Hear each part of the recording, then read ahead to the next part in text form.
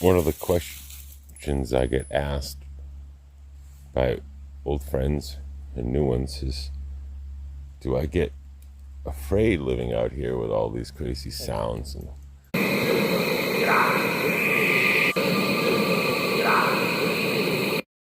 ticks, bears, mountain lions? Scary. Unknown things, scary. But humans, oh my God. Most evil creatures on the planet are humans. I'm at peace out here. Do you miss people? Of course you do. But I can always go down the hill and talk to people. And I'm not one who thinks these things are Nephilims or beasts. They could have taken me out anytime they wanted. No, I'm at peace. And I'm happy, spiritually, because I'm free. And I can always be unfree by going down the mountain. It took me a long time to find inner peace. And once you find it, you don't really want to leave it.